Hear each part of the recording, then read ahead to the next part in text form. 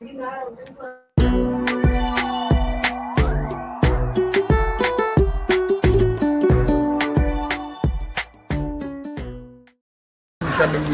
the world. Shout out to TD Sports. TD Sports. Let's go, chat. What's good, everybody? Hope everybody's having a great Wednesday, January 22nd, 2025.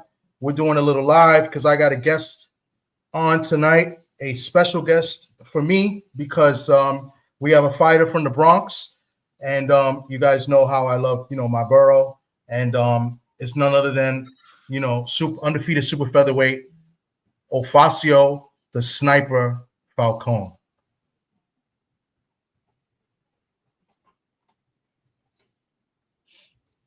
And we're having technical difficulties already, just like they jinxed me earlier. Hold on one second. I don't know what's going on now. I pressed the wrong thing. You hear me now? All right, I got you. What's good, Ofacio? Nah, I had to How you doing, put the wrong thing up. I messed up. But what's good, Ofacio, man? Welcome to the show again. How's everything with you, bro? How you doing, bro? I'm good, and you? Can't call it. How you guys doing?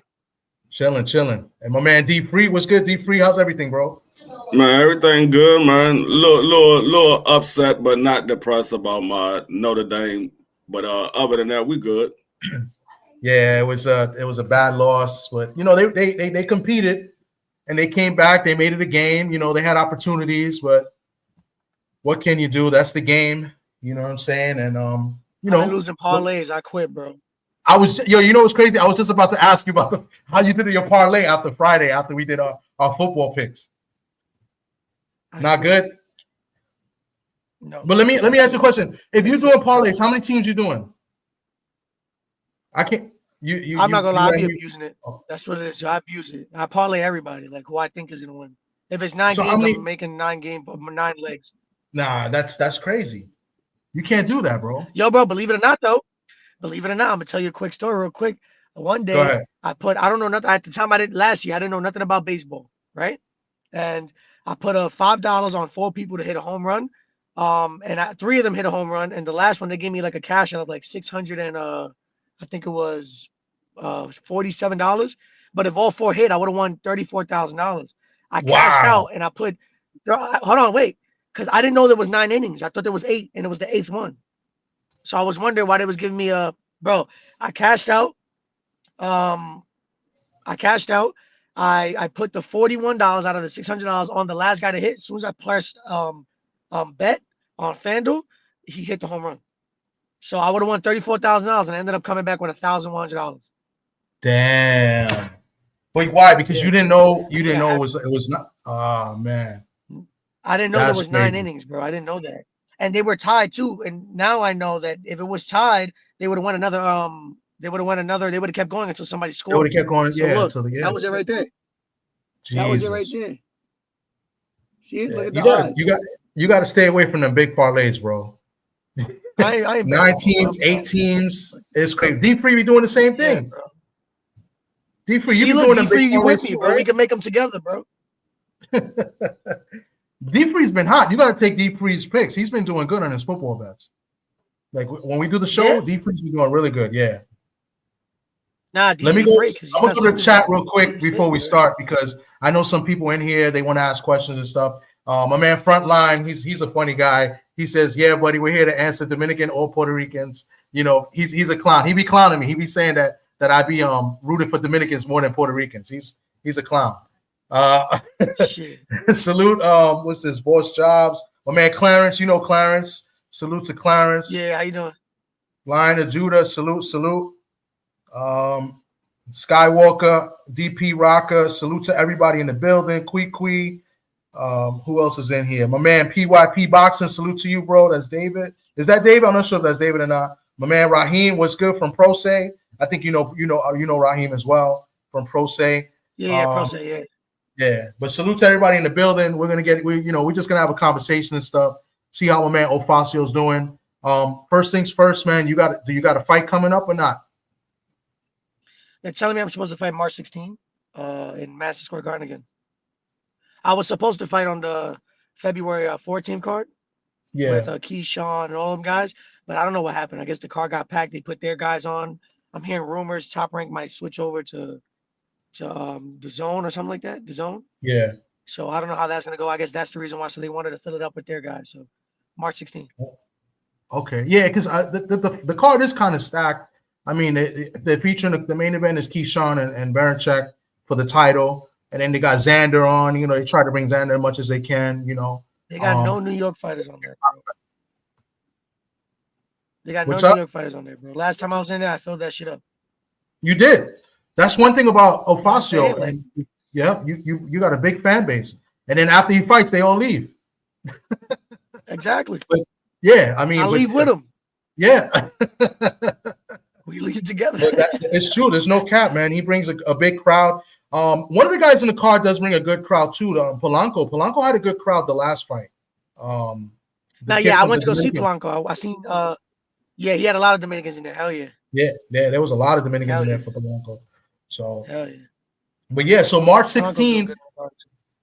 Yeah, March 16. That's a Sunday. That's Kalen Walsh is the main event in that fight. That's the St. Patrick's Day card that Tom Loeffler's doing. Yeah. So that'd be interesting. So this would be like 95% for sure. Okay, but you don't no opponent announced or anything yet, right? Nothing yet. Okay. So and this would be like when you're fourth straight. MSG, yeah. Fourth, nice. Yep. They call me Mr. MSG. That's it. That's my name now. That's it. I mean, you're the New Yorker, man, and you're like our best prospect right here out of the Bronx. You know what I'm saying? At least I think you're the top prospect out of the Bronx. Yeah. You know, and why not? And you sell tickets. Hell yeah. You know, and I can fight.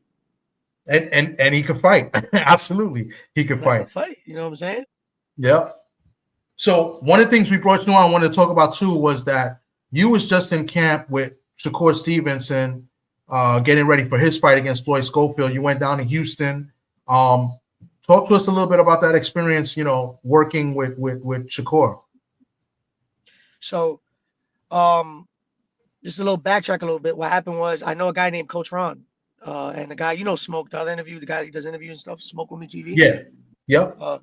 He's a good friend of Coach Ron's. I was at Shakur's fight that same day. We was there actually. We was at that Keith Cologne's fight too. And I met Coach Ron. Me and Coach Ron clicked or whatever. I found out who he was, and then it just turns out that him and Smoke are great friends. They still connected. And I just kept coming up in the picture. Something that they were talking about. I forgot what it's called. Clubhouse. I think that's what they use. Something called Clubhouse. Everybody was talking on Clubhouse, and they was asking like, "Yo, who would be good work for Shakur?" It just turns out that Coach Ron was looking at me. Shakur asked Coach Ron, who would be good work, and he started recommending people. Coach Ron recommended me. So I flew out there. They flew me out. I was there for like about a week and a half. I sparred him like 4 times. We did like 18 plus rounds. Shakur's super sharp, super elusive. It's true. His distance is amazing. Great. It was amazing work. Great work. So you mentioned distance. Is that like one of his like best attributes? You know, keeping distance. So I say that this is my opinion about fighters. Everybody has their own opinion, right? So I feel like in order for you to be a great fighter, you have to have something that separates you from every fighter. So for example, Tank is his power. His left hand is just devastating, right? Lomachenko's his footwork. I would say Shakur's is his distance. And what I mean by that, like separates you, is like if you take away that one attribute, are you able to be who you are? So if you took away Lomo's footwork, Lomo will be very stationary and he'll get beat on by everybody he fought. If you took away Tank's left his power, then Tank would no longer be Tank. Tank is very smart though. I'm not saying he isn't, but I just feel like that's what makes Tank Tank. You know what I'm saying? And Shakur's distance. He's great at a lot of things, but his distance is like he's very good at controlling distance. So yes, that's true. What they say, his distance is amazing. Okay. So when they brought you in, did they say that again? I'm sorry. He definitely mastered that. That's the distance. So when them bringing you in, was there anything they wanted to work in particular, or it was just go in there and just, you know, do your thing type thing? Nah, they just told me to go in there and be me. Be you. The first intention was they told me that me and Floyd Schofield are very similar, but I knew going there that me and him aren't really similar. I feel like he's an explosive fighter like me. We have similarities though. Like I'm very explosive like him. I'm fast. He's fast. We switch hitters. I could say that. But as far as like IQ wise, I think a lot more than him. and I feel like I'm in there. Like he's in there for like to go on. Every punch is going for the kill, and I'm very like strategic with the way I approach things. Um, so they brought me in for those reasons. But me going over there, I knew that me and him like are very different. But I wanted to work regardless, so I took the opportunity anyways. So when I went over there, it was great work. I came back. Shakur ended up telling me like, "Yo, I would have kept you, but my coach was saying that you and him are very different. Like not very different, but like my style is a lot different from his." And I was like, I already knew that going in there, bro. Like I went over there just for that. So I'll probably be going back like April, May, just to continue work with him because it's cool people. He invited me so I could come anytime I want. He's great people. Well, that's great. I mean, and then iron sharpens iron too. So that's a great opportunity. That's great. Yeah. I'm trying to get as many rounds as I could with him. Being in there with great sharp fighters just makes you even sharper, bro. So I'm down. Hell yeah. And how many rounds did you get to do with him?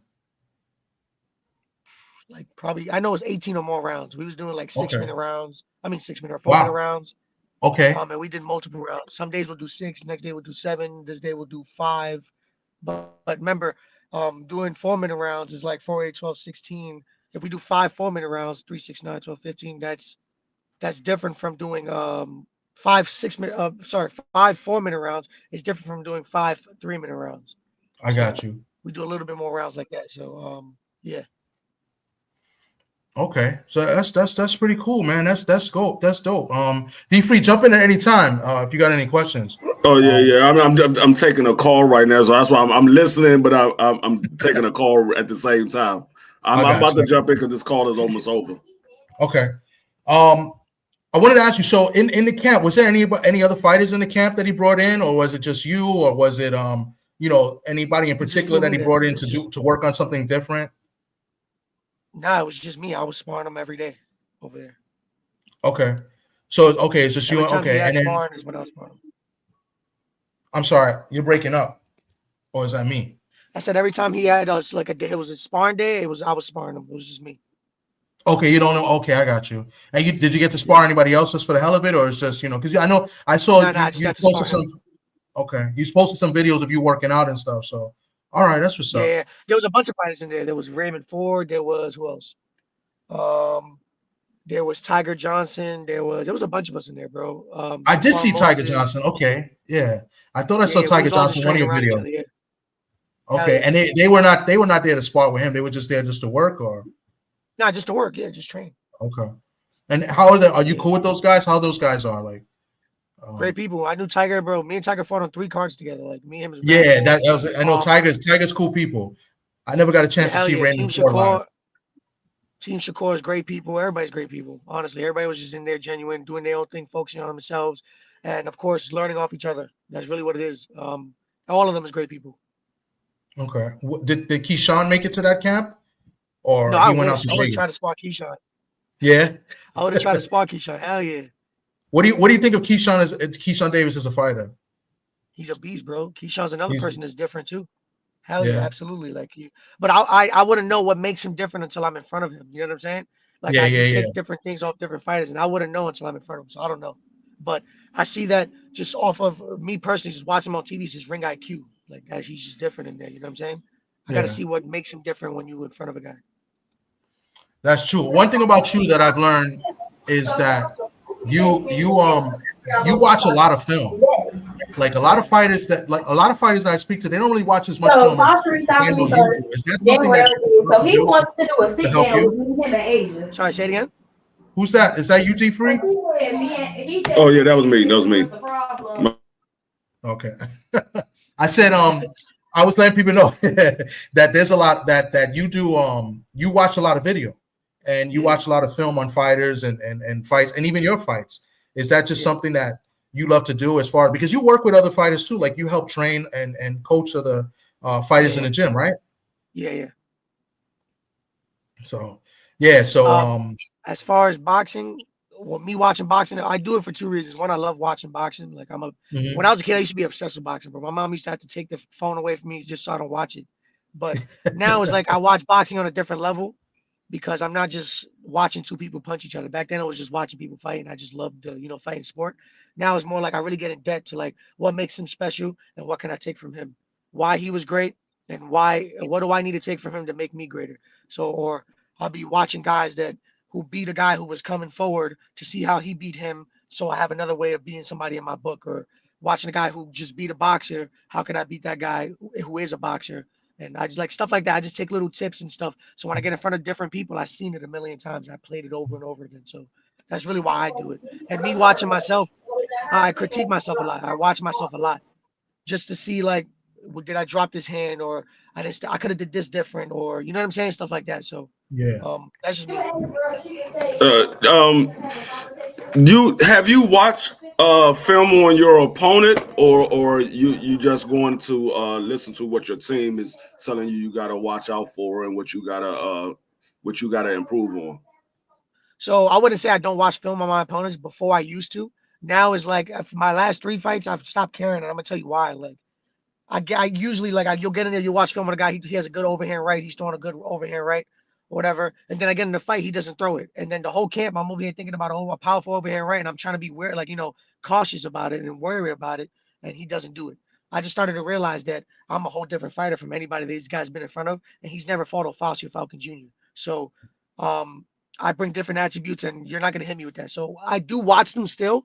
I'll probably watch like a minute of them to see what type of fighter he is. Is he a guy that starts off confident or starts off fast? Is he a guy that is extremely aggressive, or he's very passive? Is he a counter fighter? And I can usually tell whether it's the first round or the first minute and a half of a fight, what type of fighter you're going to be. And after that is like, I just stop watching him, and I just start remembering what he did that round, what he abused in that minute and 30 seconds. And then I go from there. Especially if a guy doesn't use a jab off rip, it's like you can tell a lot off a fighter just from him not using his jab. It's like I can just read you already. So it just depends. Do you? Oh my bad. Do you feel that this is your toughest opponent to date? Who? Well, I don't think you got an opponent named yet. No, I don't got an opponent yet. Oh, no, I thought you had a fight already named. My bad. No, I don't got an opponent yet. I don't got an opponent yet. Okay.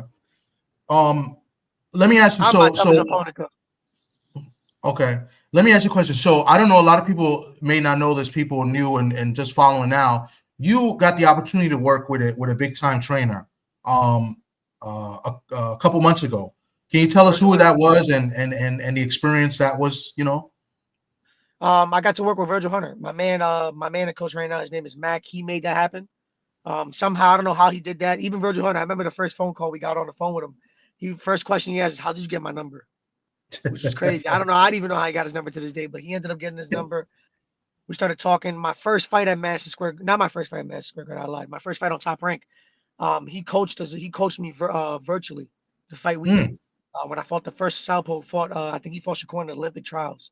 I fought him, and I completely outboxed him. And ever since that day, like Virgil Hunter we kept in contact. He's telling me like I have a huge upside. I have amazing potential. Giving me similarities of Andre Ward. And then we just stay connected. And I've always wanted to work and learn with a guy like him. And it just turns out my last fight, me and my father ended up not working together at all. And that was my first ever fight without him. So it was me, Mac, and then I was getting coached virtually with Virgil Hunter. And then he was going to come down fight week, but Bawati was fighting a week after that. I think it was in Saudi Arabia. So he wasn't able to come down here. So instead of him coming down here, he coached me virtually, just told me what to do. He told me, let's get past this fight, then we'll connect down the line. But he told me more or less what I had to do. And I went in there and I did that. And that was before the car accident, before all that stuff. Mm-hmm. But other than that, bro, it was amazing. That guy's like another technician, another guy like me. I feel like that guy had the equal mind to me. We was over there. Was a lot of things that I would do. I sparred in front of him. I sparred some dude. I think it was from Lions, then some gym over there in Cali, some Mexican guy, national fighter, great fighter. I sparred him in front of Virgil Hunter, and Virgil was just he loved everything, every moment of it. And I was very dominant. He also told me there was a part in the sparring session that he goes like, yo, go back in that corner. And that's stuff that I do subconsciously. Sometimes, like if I go in a corner and I evade a certain way, I was like, yo, but I could have did this instead. I'll go back in the middle of the sparring session. I'll go right back into that corner purposely to see if the other way I was thinking works. Because sparring, he told me about it. One of the biggest things he told me is like, yo, sparring is not all about going in there and beating on somebody. You can just go in there and work on certain things as well. Like even if like the guy might be getting over on you at that one moment, that's okay. Like that, there's no win or losing in this. So go in there, work on what you have to work on. That way in a fight, it comes out perfect. So that day for that ring, that day, it was just because I'm very good at exiting corners. I can get out corners, but not without getting hit. He was telling me like, yo, instead of exiting, how about just I exit the way I come, but just don't it's hard to explain, but don't exit enough. Exit enough that way I can come back. The guy will be in the corner. So that day I was doing it over and over and over again. It was that guy's like he has a mind of his own, bro, outside of boxing. Like, so it's a very smart guy. And I will be working with him a lot more in the near future. Okay, and will he be helping you with this fight coming up, hopefully? Yeah, possibly. Okay, but it's going to be virtual, or are you guys going to link up again? And I'll definitely go out there. I wouldn't do it virtual again. I'll go out there. Okay. Yeah. Oh man, that's pretty cool, man. That's good. That's you know what the problem is too? People got to realize, like in boxing, bro, like it's either you're signed and the money, the income you're bringing in from and I'm gonna be 100% transparent. I hide nothing. I don't care. So it's either you sign and the money and income you're bringing in from these promoters could get you to places like those. Because remember, camps are not cheap, bro. We spend $2,000, $3,000, $4,000 on camps alone.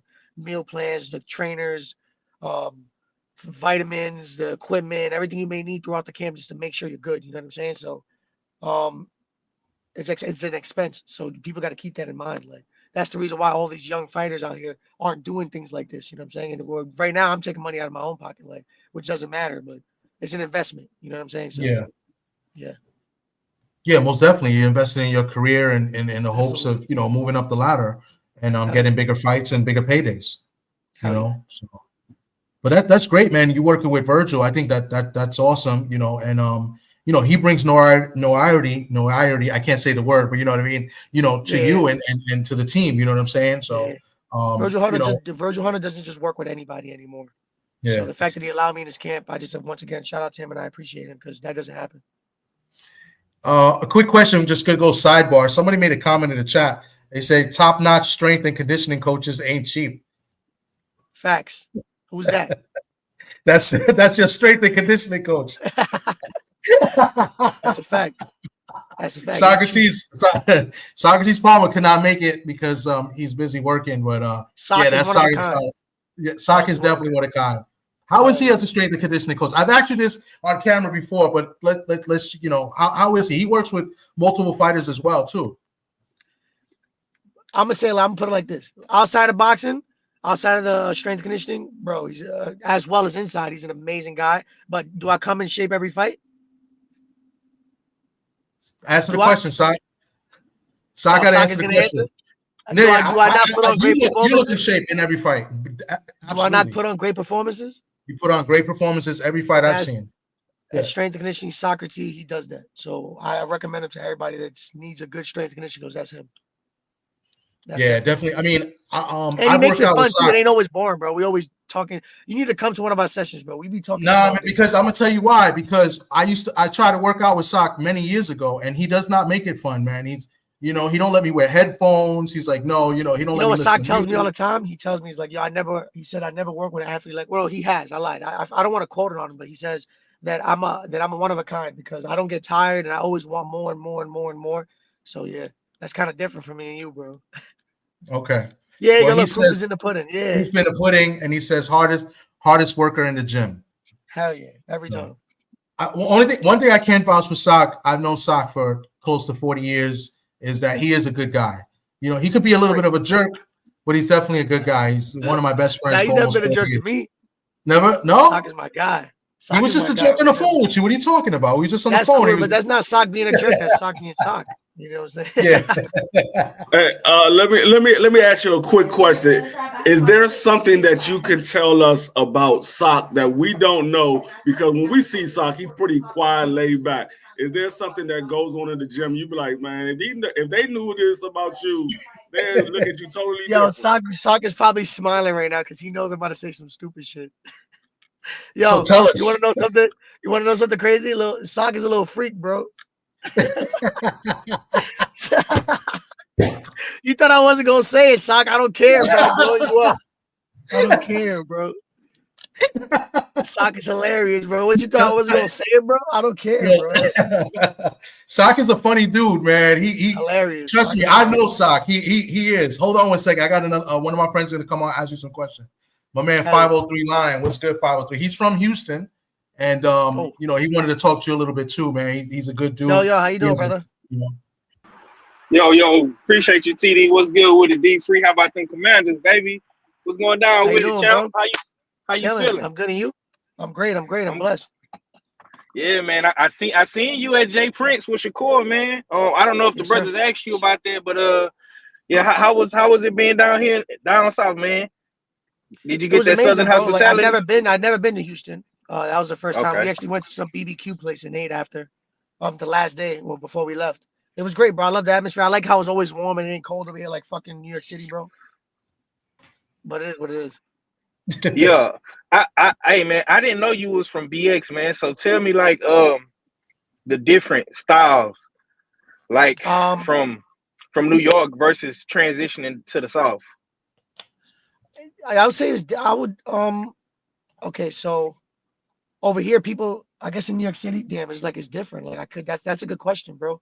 Because over there they have different fighters, over here we have different fighters, but there's a lot of similarities. Like there's special fighters that come out of each place that separates them. Like I wouldn't say I'm like a regular Bronx fighter and I wouldn't say like I went over there to Houston and Shakur ain't like every Houston fighter out there either. Because you go to Houston, you go to any other gym out there, they probably in there trying to brawl with you, just throw they're not really thinking in there and they're just throwing bombs and stuff. And in New York City, you go to certain gyms the same way. Like you rarely meet guys that think like us. So I wouldn't say I would say it just depends on what gym or where you go, honestly, like and who you're around. Okay. I got one follow-up question. Now, you from the Bronx, man. I gotta ask you this, and I don't mean no disrespect, man. Of course. I gotta ask you this: is the Bronx the most dirtiest borough in New York? Yes and no. Like I'm gonna be honest with you, the Bronx, the only place I've ever seen somebody shitting right outside the train, though. I'm not gonna lie to you. but there's certain places in the Bronx that aren't that dirty. So I say it's not the Bronx, it's the people in it. Yeah. And what part you from? Right now I'm at Morris Park. He just moved to a nicer neighborhood, man. He's in Morris Park. A nice area over here, yeah. But Morris Park has changed. You don't see people shitting out here. You don't see people shitting out here. Yeah, it's much different. It's much different than what it was. Back in the day, it was more Albanians and Italians out in Morris Park. Now it's changed. It's different. But you're still in a good area. Like you go to Manhattan. You go to Manhattan. Though you see people fucking taking shits in garbage cans, wiping their butt with leaves. It's crazy, bro. It's crazy, bro. Okay. That's all. That's appreciate it, bro. That's all I got. But you remember that question is never insulting. Nah. Fighters from the Bronx or people from the Bronx. It's insulting the Bronx. It is what it is, bro. Like I really don't. I don't take no. I don't get offended to that. Okay. Yeah, bro. You did make my wife laugh in the background. She was dying. Look at that. It's true, bro. You know it's true too. I don't hide nothing, bro. Ask me questions. I'm gonna tell you the truth. Bro, I know it's true, and there's so many stories I can tell you. So I could probably tell you stories too, like No, I got a lot more stories, bro. Yeah, it is what it is. You adapt. Just like anywhere you move to or you go to, you adapt. You know what I'm saying? I think it was last summer. I seen a dude holding onto a car, and it was a crackhead though. Sorry to say him, but that's what he is. And you feel me? It is what it is. But he was holding onto a car butt naked, just holding it while he was driving in the middle of by Orchard Beach, bro. He's bugging. Dude was drunk. He was off it, bro. Wow. Yo, I'm telling you, bro. It's no joke, bro. I'm not even lying. It's crazy, man. I've seen. I don't even want to talk about it, but yeah, I've seen some craziness. Yeah, we seen some shit, bro. Yeah, and D-Free been out here for a little bit. He was in Yonkers. Yonkers is pretty much like the Bronx, just like Mount Vernon. Yonkers is just quiet over there. Bro. Nah, you're bugging. There's places in Yonkers that are bad too. It's quiet in certain parts. It depends on where you at in Yonkers, but yeah, the closer you get to the Bronx, the rowdier it gets, because where I was so it's not. So he's saying it's not Yonkers, it's the Bronx, is what he's saying. No, I'm not saying that, because these people are strictly from Yonkers, but like over there, School Street, Woolbarn, and Walnut, and Marbury Street, where I lived at, man, they were crazy. I mean, any given night, you don't know what's gonna happen out there. So it ain't everywhere in Yonkers. I mean, but like you get down there by the square, which is the main town where all the trains come to and all of the little shopping area is. It's crazy over there. This guy said Bronx is the first place I got robbed. He was 7. That's what man. BC. You're giving the Bronx. Yo, they're giving my borough a bad name right now, bro. I've never been robbed in the Bronx. I lived here all my life, so I don't know what happened to you, bro. But He must have been outside with a sign. That's the thing. They knew BC wasn't from there. That's why. They knew that's what it was. He was walking around examining poles and stuff. he was out there window shopping, looking like a tourist. Word. They were like, "Oh, he's from around here." I want to ask you. So, are you looking? I mean, I know March 16th. We're looking at March 16th, St. Patrick's Day weekend. Are you looking to get maybe 3 fights this year? Bro, I'm trying to make this year my most active year, but again, it's not up to me. So, I would love this year to be one of my most active years. Last year I fought twice. I was supposed to fight. Actually, I had like 2 more fights lined up with Top Rank. A lot of shit happened. Yeah. Politics, bro. And then the fight year before that, I fought 1 time. So it was 1 twice. This year I'm trying to fight 3 or more. Yeah. So I'm trying, bro. But who's up to me? I'll fight. Huh? Who? So yeah, that's what I was gonna say. So who is it really up to? Like, how can we make it happen? What do we need to do? Management, promoters. It's not up to me, bro. Like, it really ain't. And I'm trying to fight on like national television. I feel like when I'm fighting little club shows, no offense to the club shows, you know what I'm saying? I feel like I'm past that now. Like, they don't pay enough. That's 1. And 2 is like, I'm at a point where I'm trying to like continue moving forward. You know what I'm saying? And like, I love being in front of on national television. I love being in front of a big crowd. I love that energy. Like, that's where I perform at my best. So I put me there. You know what I'm saying? Like, I want to be there. But if it takes for me to fight in these little club shows to continue moving forward this year, that's exactly what I'm going to do. Yeah. So, remember, that money, and again, I'm investing. So, what do they tell you? Like, your manager or the promoters tell you? Like, I mean, you have a big enough name, especially in the East Coast here. You know, because if you work with a lot of fighters and you work with a lot of prospects. Well, Keith Cologne, you work with a lot. You work with Shakur. I don't know, but I've been in there with all of them. I've been in there with Shakur, Hitchens, Devin Haney, B-Hop, Josue, all types of fighters, bro. Like, you gotta ask the promoters that. Like, I'm 12-0, 6 knockout. I'm a draw. I can fight. I'm not just a dude that you're signing off who has a freaking 14-time whatever national this, and then he comes into pros and loses. Like you actually got real proof that I can fight. I've been in fights. I'm not taking just, you know what I'm saying? You look at on BoxRec, I'm not just taking any random fights. So what's up? Like, I don't know what they're looking for. Ask them what they're looking for. Or put me in front of what you need to see me so you can sign. Like, I don't know what you guys are looking for. Like, I've been telling I told Brad, I told these guys, like, yo, whatever it is that you guys need me to do, tell me, but make it make sense. Like, if you're gonna put me against this, sign me right after and I'll make it happen. Yeah. But make it make sense. Like, you know what I'm saying? Or Eddie Hearn, any one of them guys. Like, it just gotta make sense. Don't just put, because there's a lot of times in boxing, there's a lot of politics, bro. And you can also be getting set up too. So you gotta watch your own back. Yeah, definitely. There's a lot of wolves in this sport too. So I'm just saying, like, yo, put me in the right position, bro. Like, I'm doing what these other fighters are doing too. The only difference is that these other fighters are getting paid $60,000 or more, $50,000 or more. Wow. And you're trying to make a guy take a fight for $10,000 less. It's like, that's crazy, bro. You know what I'm saying? Like, that's crazy. I mean, you're you selling tickets too. Like, that's got to be one of the things that they tell you. Like, if you know, and I could vouch for that. I've been there and I've seen them, and I've seen the crowd leave after you leave, like, bro, a good quarter of the theater. You know what I'm saying? So, I'm gonna tell you this, bro. I'm gonna put it like this. I'm not gonna say names. I'm not gonna like get too in depth, but I'm gonna just say, how can I word this that it doesn't like insult nobody?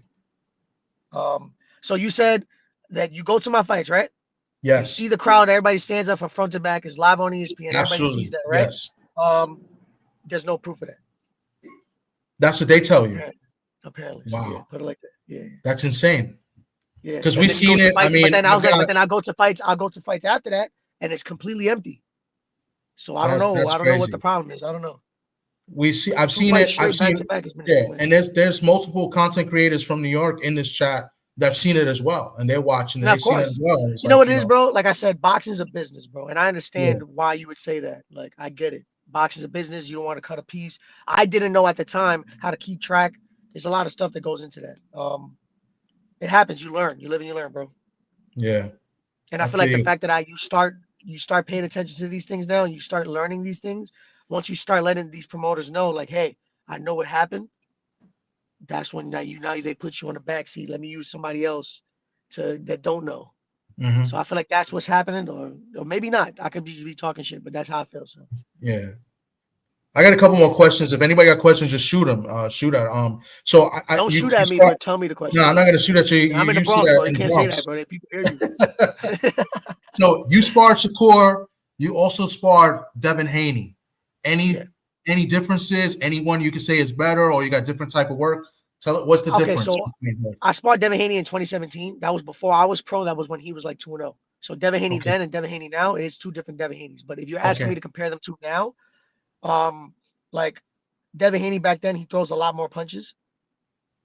But Shakur's punch selection is way different. It's harder to hit Shakur. So yeah, I wouldn't. Can you tell me which one you think is stronger of the two? They both. It just depends on what they hit you with. Like I really don't. I'm really precise. I don't get hit with like crazy shots either. Like, so I wouldn't really know. But anybody that's physically stronger, remember I would say Shakur now because I sparred Shakur now. You know what I'm saying? I haven't sparred Devin Haney. Devin Haney's going up to 147, so he's obviously a bigger guy. So I don't know. You know what I'm saying? I can't really. Here's a question from the chat. If you could change one thing in boxing, what would it be? The way they sign fighters. I feel like they're very like there's a lot of favoritism. Who you know, I gotta be with this guy. I gotta go kiss somebody's ass to get this. Like, bro, how about I'm a real fighter? You see me prove it to you multiple times. I'm showing up. I'm selling tickets. I'm everything you need. You know what I'm saying? I'm not just I'm not coming with you. I'm not coming to you like give me a 0-20 and let me beat him. You know what I'm saying? The first fight on Top Rank, you guys offered me a guy that fought Shakur in the trials, like Southpaw, and it was a good fight. I think it was a split decision, something like that, from what I heard. I don't know if it's true, but I know he did fight him because it is on BoxRec. And that was the first fight on Top Rank he gave me. I took it and I wiped him out like he was nothing, bro. First ever Southpaw I've ever fought. Next fight, they called me, they offered me a guy, I took him. I'm not complaining. And I'm thinking, yo, this is the right moves I got to make to get signed. And it's like, come on, bro. So I don't know. I would say the way they sign fighters, like it's got to be like if he does this, you got to sign him. Yeah. Or if he's doing these things, like what is the give us a category? Like he has to sell tickets, he has to be a good fighter, or he has to have 1 million followers on Instagram. Because if that's the case, yo, bro, because there's people out here that they buy millions of followers, bro.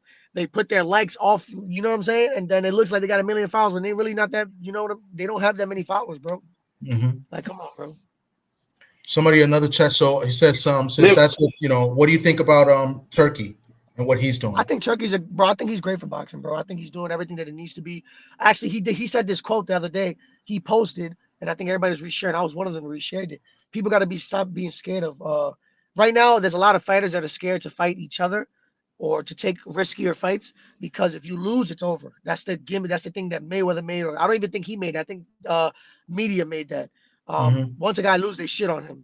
You know what I'm saying? People have bad days in boxing, bro. It is what it is. Yeah. Devin Haney fighting this guy, whether he cheated or not, bro, it was a bad day, bro. Like, it is what it is. But if you that fight alone kind of ruined his image, and which is why I think he resulted into suing Ryan Garcia, for whatever his cases may be. But if fighters weren't so afraid of that, and I could still be, like, for example, MMA and the UFC, a fighter loses, he could still be a champ. You know what I'm saying? Back then, Pacquiao, he lost how many times? 9 times? 6, 7 times?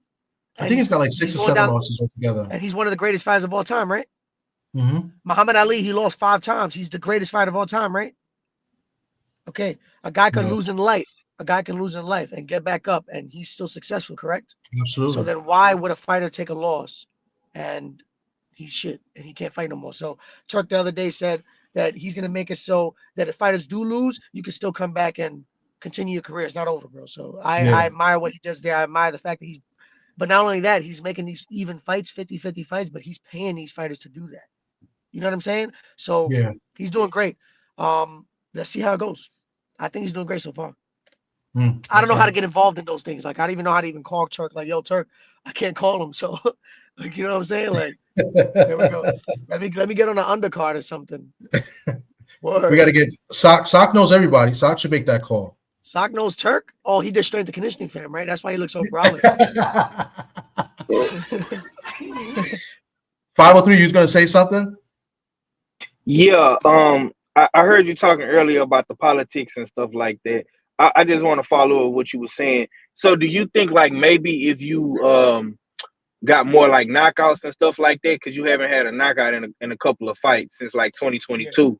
Do you think like if you get more knockouts and put together some good highlight reels, will it be more appealing to sign to a promoter? I mean, absolutely. I would feel like, yes, it would.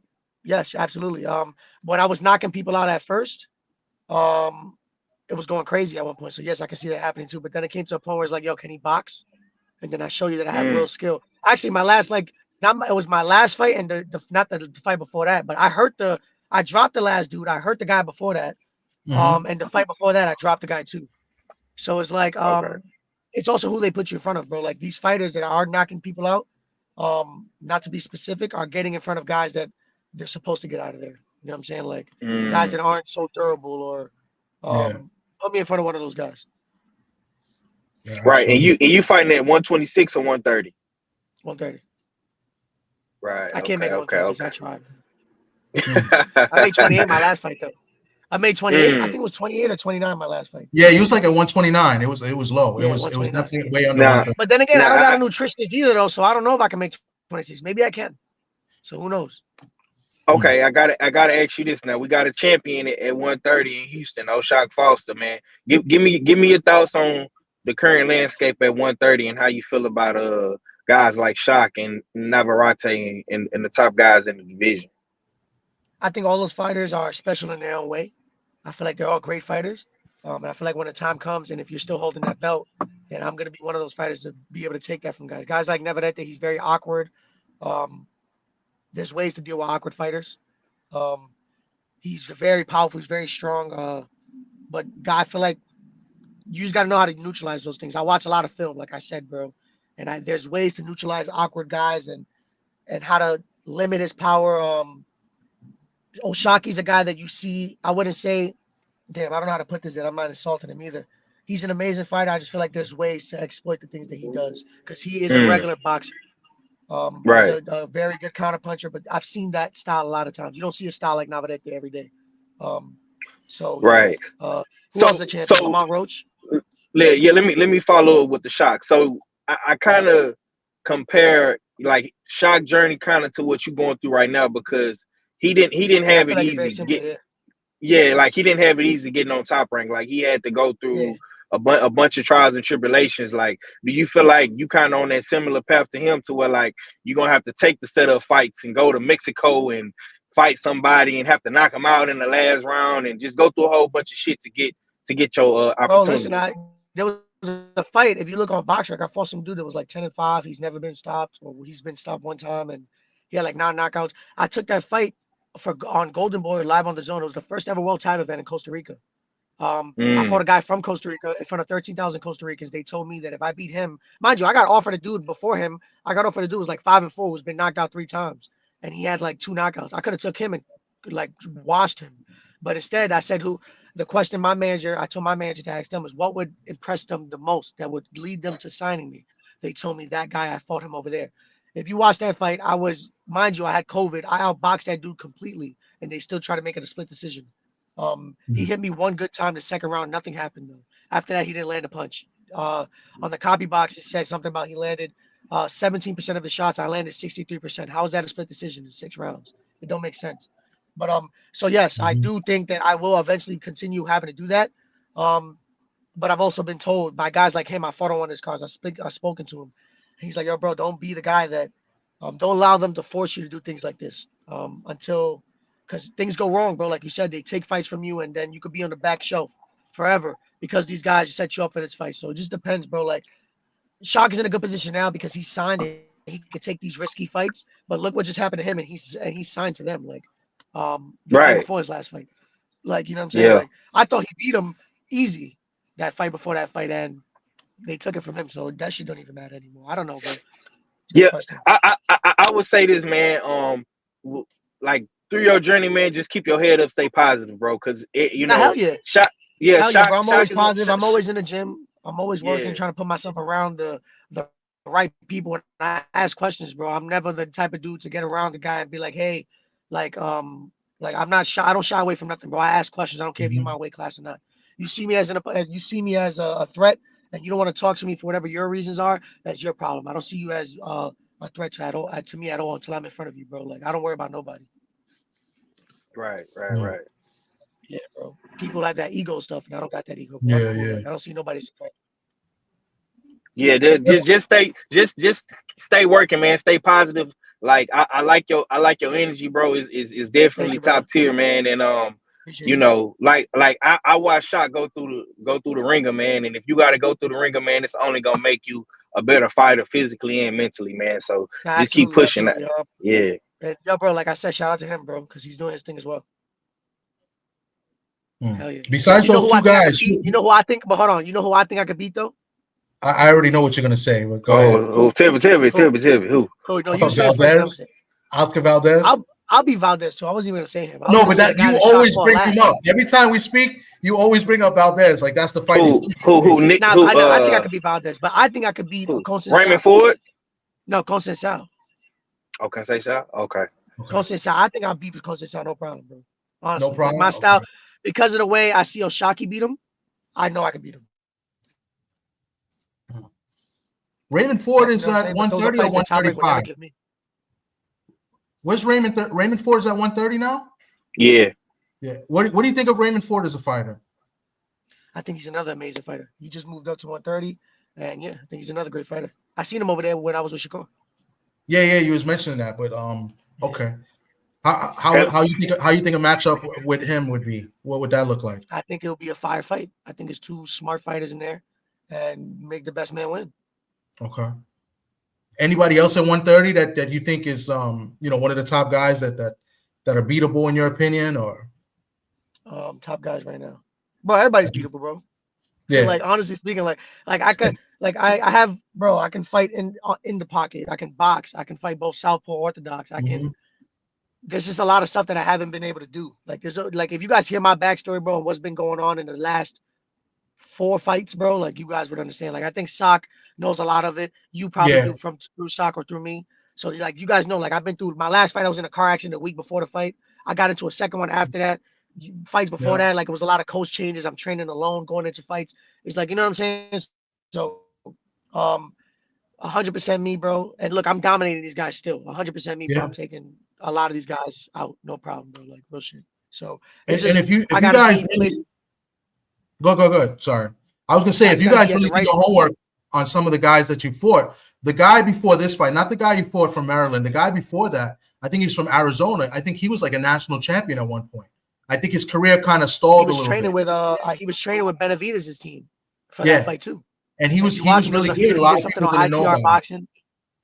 Yeah, he does some. He was doing some ITR boxing stuff, like interviews right before the fight. I seen it. I was watching all that, and there was a lot of people saying I was gonna lose. It was a bad fight, but me, I know what I have. Like, you know what I'm saying? I think you heard him or dropped him. I know you heard him bad in that. I heard him, and it was like 10 seconds left. If it was a minute left, I would have stopped him right there. Yeah, and you definitely outclassed him. But yeah, that was a lot of people don't know that. And then I started turning up the 5th and 6th round, and he had no result. If it was 2 more rounds, that's another thing too. They haven't been giving me 8 rounds either. Yeah. I've been getting 6 rounds. Like I'm a type of dude that I'm gonna get you later on. Like after the 2 rounds, it's like I'm gonna start picking up on you. I'm that type of fighter. So I mean, you get stronger as you go along. That's credit to that conditioning coach, Hell yeah, exactly. You feel me? There you go, Sock. I know you're in here. Yeah, Sock is definitely watching. Sock is the man, bro. But this has been great. I don't really have any more questions. I mean, somebody asked me, what's the biggest mistake people make? Oh yeah. I would say the biggest mistake is I'd say 2 things. One, fighters when they're coming off the amateurs, some people just be like, yo, I'm gonna just go pro because I see this guy who's fighting bums, knocking people out. So if he could do it, I could do it, bro. That goes so far, bro. Like you're gonna fight that up to a certain point. It's like, yo, you want to start making money. If you want to make money, you have to have some type of talent, bro. You're not gonna come into the pros and beat a guy like me, because that would never happen. Just like off the amateurs, no experience at all, coming to beat it. That's not gonna happen. And 2 is like, don't look at the people that are at the number 1 spot. Like focus on where you're at and where you're going. And I feel like slowly but surely you'll be there, because once you focus on what he's doing and where he's at, you start losing track of where you're at, and then you start getting lost, bro, making the wrong moves, wrong mistake. And there's a time and place for everything, bro. There's a reason why I'm not calling out the number 1 guys. I know those guys won't fight me right now. That's 1. And 2, I don't deserve that yet. So I'm gonna make my way there. And when I get there, it's like you can't deny me. You know what I'm saying? Yeah. Just like these promoters, they deny me. You can't deny me so long, bro. I'm gonna get there regardless. Yeah. So whether it's now, whether it's 2 years from now, I just turned 25. I'm young, so I got time, bro. Yeah. So absolutely. I'm sitting in my car waiting, bro. Word. Absolutely. I'm gonna ask you a question, a fighting question, about a fight that's happening. Benavidez against Morrell. I'm interested to know what your take, who you think wins that fight and why. All right, so look. Damn, I don't want to be biased because I got a phone call recently from Benavidez' team, and I was in camp with a guy who, you feel me? So it's like, I don't know. All right, so look, I'm just gonna say this off rip. All right, so this is two great fighters. They're both great in their own ways. I feel like the more experienced fighter is gonna win, and that's gonna be, in my opinion, David Benavidez. But I just love his punch output. But again, his last fight, I saw him getting punched a lot. So, can he take a punch like what Morrell's gonna bring? Morrell got a lot of IQ. He's Cuban, right? If I'm not mistaken. Yeah, he's Cuban. Yes. Mm-hmm. David Morrell's Cuban. He's a very smart Cuban fighter. Cuban fighters are very smart, bro. They're technicians in there, bro. And I know the strength coach that he's working with, and he's on Team Shakur. So listen, bro, I know he's coming with something in there. So, my advice, I wouldn't fight a firefight with Benavidez. Don't go in there with a firefight. I would try to beat him the smart way. Use your brain, bro. It's not, you know what I'm saying? Use your brain, bro. That's all I'm saying. Okay. Hey, one last question before I get up out of here, man. The battle of New York, man. Hitchens versus Teofimo. Who you got in that fight? And it's Teo from New York. I'm hearing Teo's not even from Brooklyn, though. He was born in Brooklyn, but not really raised in Brooklyn. Okay. So I didn't know how that went. I was hearing because I heard Hitchens post that yesterday. So Teo versus Hitchens. So I can see this going two ways. Like I was talking about the other day with my boy when I was playing Warzone. I was playing Warzone. We was talking about that. That's a great fight. I wouldn't say who I got in that fight, but I could see Hitchens a complete shutout because Teofimo got outboxed by Jermaine Ortiz, and he, like in that fight and multiple fights actually, that he showed that he did not know how to cut the ring at all. And Hitchens is a guy that once he finds something, he's very dominant, bro. Hitchens got an amazing jab. I did multiple rounds. I helped him for the entire camp as a Zepeda, and even after that, and before that, Hitchens is a very smart fighter. He's a thinking fighter in there, and if he allows Hitchens to find one thing that is going to allow him to cruise through the fight, he's going to abuse it. And he's going to make sure that you can't capitalize. So Hitchens, like for example, his last fight, the first 2, 3, 4 rounds were shaky, and then he found the right hand. And after that, every round was a right hand, and this guy couldn't get past it, and that's all he needed to cruise to a world title. And that's honestly all you need to do is win, bro. Like the ultimate goal is to win. So he made that look very easy, and I feel like this fight, he has the abilities to make this fight look extremely easy as well. So, but then again, it's the IBF rules. He came in his last fight, he rehydrated perfectly fine, but I know they will be fighting for the IBF belt, and I think it's the WBO. WBO, yes. Yeah. So if it's the same thing, will he rehydrate right? And if he doesn't, then would he have the power to keep a guy like Teofimo back? So I don't know. It just all depends. But in my opinion, I got Hitchens. Yeah, and you've been in the ring with Hitchens multiple times, as you said, and he's sharp, right? He's sharp in there. Super sharp. Amazing. He makes jab, you think. Great ring IQ. He's another guy that makes you think. If you put a guy in front of him, like in front of guys that like us that we think, bro, if you put a guy in front of us that can't think at the level that we're thinking on, if you just put brawls in front of us in there, we're just gonna beat them up, bro. Honestly speaking, like you got to be able to think. Not saying Teo can't think, because Teo could think, but like there's a different Teo from when he fought. What's that dude's name that came right at him, straight forward? Is like it balled up his fist, just rolled right straight at him. Well, Claggett? That was his name. Yeah, the last fight. I think it was Claggett. People criticized him for that. Yeah. People criticized him for that fight. Yeah, him, and there was a Teo that when he fought. They call him. I forgot what they call him, bro. Was Sando Martin?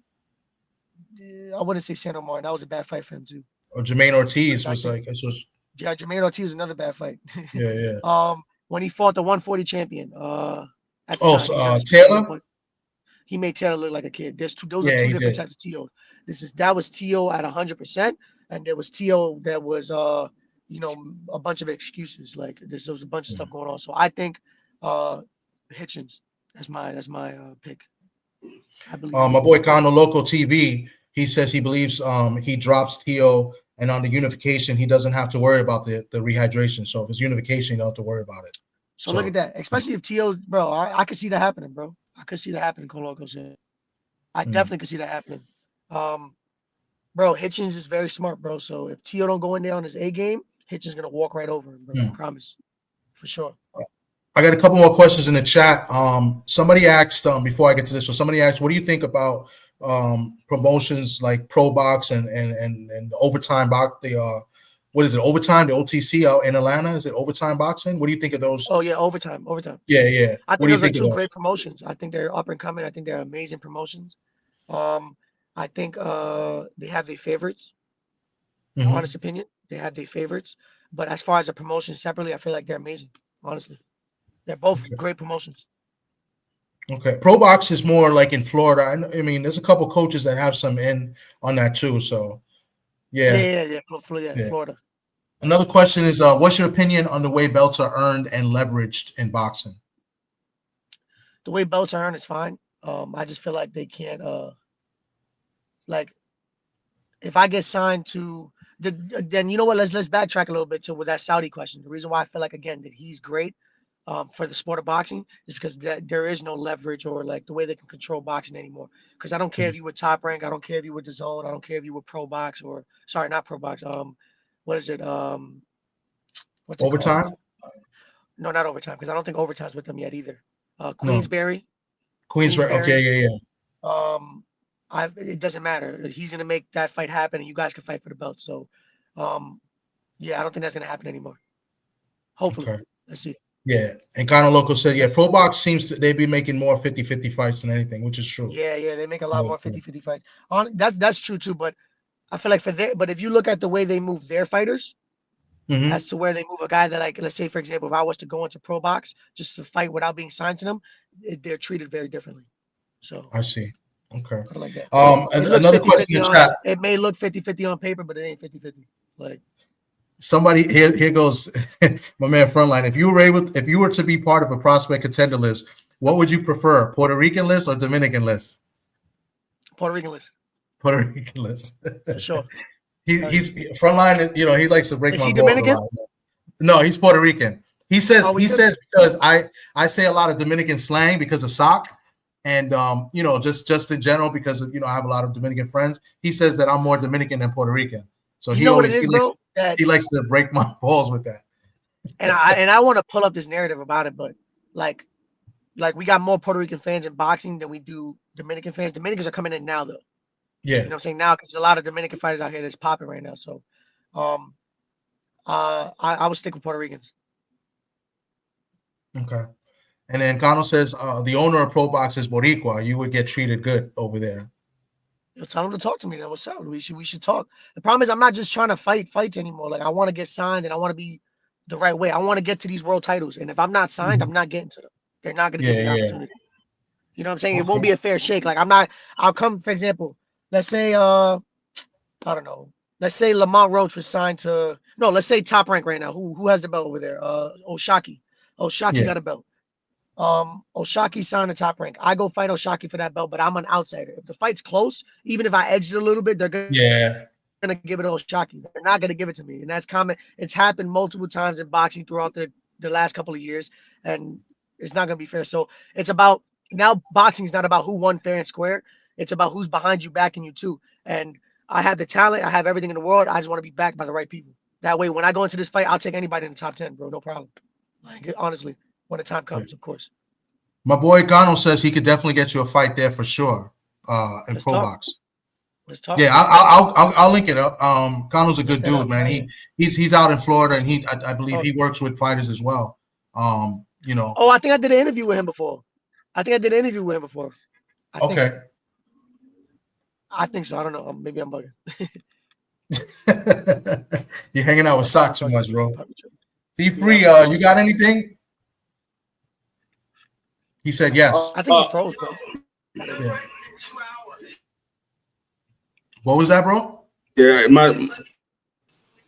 I was saying my computer acting up. I'm freezing up over here. I don't know what's going on. Probably the cold weather outside is freezing over here. But I mean, I was sitting here listening to the interview. I mean, pretty much everybody in the chat pretty much asked some of the questions that I was going to ask, and then he already answered the questions that I was going to ask about what he learned from Virgil Hunter, and I was going to ask him what was the small thing that he learned, not the major stuff that he would show you, but the small things that you never thought about that he showed you, but you already answered that. So there, well, to re-answer it, I feel like there was a lot of things that I do because I'm talented, like subconsciously. A lot of moves that I make subconsciously that he made me understand, like this little move that you made mattered because of this. And I was like it just opened up your eyes to another level. Like, oh shit, like you're right. That's why I do that because of this reason. But you never thought about it. You just do it. Like your body does it because it worked in previous times. You know what I'm saying? So he makes you realize that everything that you do have is working for X amount of reasons. You know what I'm saying? So Virgil's different, bro. Like he's amazing. Cano says if you're friends with Eric Roman, you know Eric Roman, right? From you know what's Brooklyn? crazy? I think the fight before my last fight. Yo, you just reminded me about something, bro. The fight before my last fight, right after the fight, I came out. I seen him in the crowd. Eric Roman told me to tell my pops to contact him. I don't know why, and I just remembered that shit, bro. But me and my pops, if you know him, shoot him, tell him that me and my pops don't work together no more. So that's why he didn't contact him. So if Eric wanted to talk about something, talk to me about it. I don't know what that may be, but we could talk. Oh, definitely. I'll give you a call a little bit later. He's a trainer. He trains in Brooklyn. Yeah, he worked. Okay. You know, he works for multiple fighters. Yeah. Okay. But yeah, I'll give you a call later, definitely for sure. And then I'll link you up with Cano too. Get his number. But I know I'm sure you guys spoke before. I know. Told me I seen the comments. Okay, bet. Hell yeah, but link me up with him though for sure. Yeah, no, most definitely, man. Most definitely, man. You're good, dude. You're gonna be at the fights coming up, or you're gonna go to Keith Cologne's fight in February 1st. It's in Newark. Yes, sir. Okay, my boy, I gotta go. I'll most likely be there. Hell yeah. Cool. And then I know you'll be there February 14th. I know that you usually they gave me tickets. You know what I'm saying? Like Top Rank shows me love, but they treat I got so many promoters. Like I was on the phone with Kevin Rooney. You know Kevin Rooney, right? From the Zone. Mm-hmm. And they thought I was signed to Top Rank. He was like, yo, you signed to Top Rank? I'm like, no, I'm not. Like he was like, oh, but they treat you like you are. I'm like, yeah, but I don't know what's going on. You guys treat me like I'm signed to you too, but you know what I'm saying? Like I don't know. So yeah, I want to be signed to one of y'all. Like, let's make the best man. I don't know. Yeah. Eventually, y'all gonna be fighting for me. Put it like that. Okay. Yeah. No, definitely. Bless you. Definitely, we're gonna link you up. He knows Keith Cologne as well, man, and and he sparred, and you sparred with Keith Cologne many times, Yeah. So, definitely, man. You got to take advantage of this. We got to get you more fights. You deserve it. You're one of the top fighters, I believe. At 130, and obviously, I'm a little biased because, you're from the Bronx, right? And we don't have many fighters out here. You know what I'm saying? So you and I'm saying, I'm okay with, but I like bias and not like I'm okay with, like, say people like you guys coming on to me and critiquing me, telling me what's this and that. You know what I'm saying? Because I'm a type that I critique myself. Mm-hmm. You know what I'm saying? So I'm okay with opinions. You know what I'm saying? I don't shy away from those things, and I just feel like that I deserve to be signed like these other fighters out here and guided a certain way. Yeah. You know what I'm saying? So, I tell you what, man, and I said this before. When we was at the Shakur fight, I mean, I got to sit next to you for a lot of the fights, and you was basically breaking down the fights as they were going on. You're saying, watch out for this. Look, he's going this way. I mean, you know. Believe it or not, before Conceição fought Oshaki, like I already thought about how would I beat Conceição. Like, what would I do if I was in front of him and I would just play the fight 12 rounds? Like, what I would do to do this and that. I'm that type of guy, bro. I'll be up to like 3, 4 in the morning watching boxing. Like, I'll be turning off my phone. And when you guys be messaging me, I don't be seeing it because I turn off my phone and I go to sleep because I'll be watching boxing all day, bro. Like, I have a problem, bro. Yeah. And that's the reason why I'm able to do those things with you. Like, when I'm at a fight, bro, like, I try to break it down, but like, how would I beat this dude? I know him. How would I beat him? I would do this. And this would Clarence was that day I was telling you that. Clarence wants to know what gym you're working at now. Honestly, right now I'm at a gym called Bronx Chester. But I'll be moving around, bro. I'll be going everywhere, sparring everywhere. Yeah. Doing a bunch of stuff. I know you work with Vargas's brother sometimes here in Fordham, right? Because he has a gym around here. He gives me pads. I'll be going there too. I'll be getting pads. Yeah. Carlos, right? Yeah. Yeah. He's good. I want to go over there too. Clarence has been there too. I got to go see what's up with him. Oh, to that call. I think I've seen Clarence over there. Yeah. So for sure. So I'll be over there every now and then. Just let me know when you're over there. I'll go over there. Yeah. I'm gonna go check him out. I'll probably hit him up. Maybe not this weekend because I gotta do some stuff, but probably in a couple weeks or something. So I was just with Carlos yesterday. Me, Carlos, Mac. We just went to some gym yesterday at Pelham Manor. Yeah. And we was over there just beating up on everybody over there. We having small wars yesterday, bro. He's having fun. Yeah, Carlos is crazy, man. Carlos is much different than Josue. Him and Josue are like different. Like that was a good way to say that, bro. Carlos, if you have to give him a characteristic, that nigga crazy. Yeah, he is. He's nuts. But he's a cool dude, though. He's definitely good people. He's a great guy. Yeah, and he's definitely like the loudest one in the crowd when he goes to the fights. What? Yo, every fight, bro, that I've ever fought that Carlos was there, which was like my last 6 fights, bro. Bro, Carlos is talking shit to my opponents, bro. I was about to say that. They're walking out. And they give him attention too, which is crazy. Yo, in the ring, bro, in the ring. If you watch it on ESPN, if you watch it over my last fight, the guy that I was fighting pointed at Carlos, said, "Watch this." Yeah, I was like, damn. Yo, I be telling Carlos, I'm like, yo, Carlos, you realize it's like what Terrence Crawford told Earl Spence before the fight, his crowd, his people. He's like, yo, you gotta understand that y'all talk shit and it makes it worse for him. I'm like, yo, Carlos, relax, bro. Like, I'm gonna fight him, bro. Like, chill out. You ain't fighting, bro. Carlos is hilarious, bro. Nah, man, Carlos is good, but that's the funniest part, that for some reason, like the opponent you're fighting, he gives Carlos attention from where he's sitting at. Yeah. And I was just like, yo, look at this guy. Crazy, bro, Carlos, but you need somebody like that, bro. Everybody's team has somebody crazy, bro. Yeah. If you ever watch Devin Haney's like his episodes that he puts on his YouTube channel, there's always that one guy that he has always talking shit during the spar session to knock you off the game. And bro, that shit works, bro. Me, I'm a mentally strong guy. Like when you talk shit, I get competitive, so I'm okay with that. But there's certain fighters out there, they don't like that, bro. And Carlos is a good guy to have value to do those things. You know what I'm saying? Yeah, but you got to know what you can't do that in front of a guy like me, because that is going to turn me up and it makes it worse for him. So just be quiet and move. I'm a guy that I'm quiet. I don't talk shit, bro. Like, especially at a weigh-in, like you could say, like the last fight, I forgot what he said to me. He said something in my face, and I smiled at him, and I was like, "I'll see you tomorrow." And like I shook his hand, because I'm like, well, I don't know why we talking. It's like, I'm gonna punch on you tomorrow. So it's like, what are we saying this for? Like, it's pointless. Yeah. It's stupid. Wow. You signed, I signed. You can't back out unless you don't get paid, bro. Yeah, no, that's true. No, you're definitely quiet until you get to know you. You're a little clown too. I think Sock rubbed off on you the wrong way. So whoa, bro. Sock didn't rub on me at all. That was crazy. That was crazy. And you did say, you know what? I'm not even gonna say what you said earlier about Sock. You know what? But yeah, because that would be what I said earlier. You said that he's a freak. Oh yeah, bro. Listen, bro. That's look. You noticed something, bro? He didn't even comment after that. No, he didn't. I haven't seen him. This guy. You see, right? I'm trying to. He shied away a little bit from that. He's the like, worst. He should be up in here. He's like, I don't want to be objective. Clown, man. What's wrong with this dude? Now you know what it is. I understand. I understand him though. He shows me mad love, and Sakan would never come up here and say like anything bad about me. You know what I'm saying? So I understand why he doesn't want to. Sock is another journalist. Like journalists, they're supposed to come out of here and critique you. Yeah. And like get things out of you and stuff.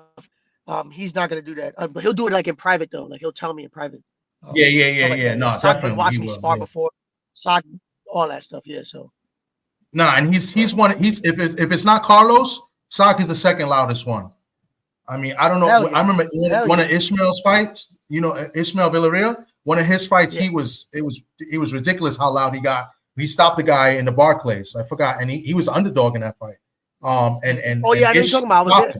And Sock was the loudest one. Oh my! This is my boy. So that's another dude that needs to get more opportunities, bro. They playing with him. Ishmael, I know he has to take the B side. That's what I was talking about. Like he takes a B side fight, he'll win the fight but lose because these guys are protected. That's what I'm talking about. Like, it's fighters like that. It's like, come on, bro. Yeah. But yo, man, Saki said Pause City, clown. Oh, he's here. Yeah, so he's alive. Bronx Bomber Palmer. That's Sock. He's alive. Yo, anybody got any other questions before I head out here?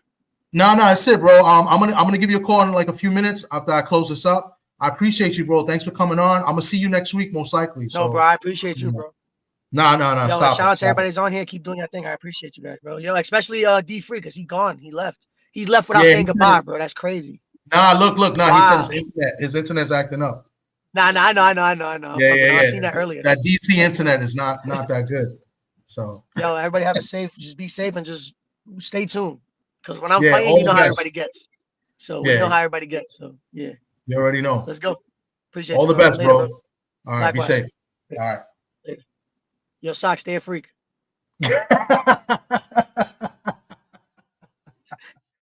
Oh man, that's Ofacio Falcon, 12-0, 6K super featherweight. Look out for him. Supposed to be fighting March 16th. That is a Sunday. He'll be fighting on the undercard of Caleb Walsh on 360 Promotions in Madison Square Garden. So and then his Instagram, you can follow him on Instagram. That's his Instagram right there below. And you can follow him there. Good dude, great guy, and he's a great fighter, man. Watch some film, watch some old fights with him. He's really slick, really good fighter. Just helped out Shakur and for his fight against Floyd Schofield. I mean, I can't say anything, but great things about this guy. So follow him. So I'm gonna go give him a call later. I appreciate everybody that came through. Much love to you guys, and we'll catch you in the next one. We'll probably go live Friday night, talk a little football with D Free and the rest of the football fanatics. So be safe, everybody. Have a good night.